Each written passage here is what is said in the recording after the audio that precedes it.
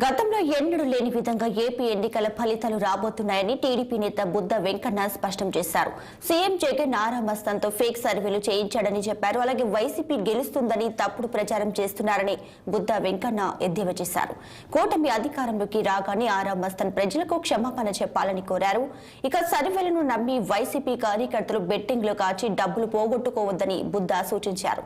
కొన్ని జిల్లాల్లో వైసీపీ ఖాతా తెరిచే పరిస్థితి లేదని ఆయన చెప్పారు. ఎన్డీఏ కూటమి 130 సీట్లకు పైగా వస్తాయని బుద్ధ వెంకన్న స్పష్టం చేశారు.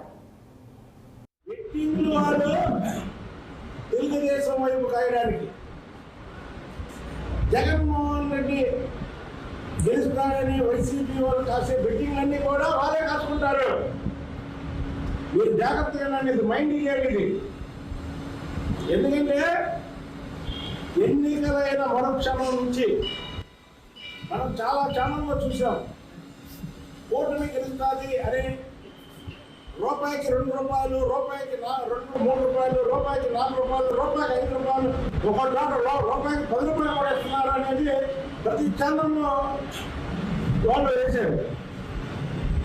ఇవాళ ఈ జగన్మోహన్ రెడ్డి వెనకాతలో ఉన్నటువంటి టీము వైసీపీ గెలుస్తుందని ఎవరైనా పని ఈ ఆరామస్తం ద్వారా వేస్తే వాళ్ళకి ఎన్నికలు అయినటువంటి ఖర్చుని వాళ్ళ దగ్గర వెనకాతలో రాబట్టుకోవడం కోసం ఇది ఒక మైండ్ గేమ్.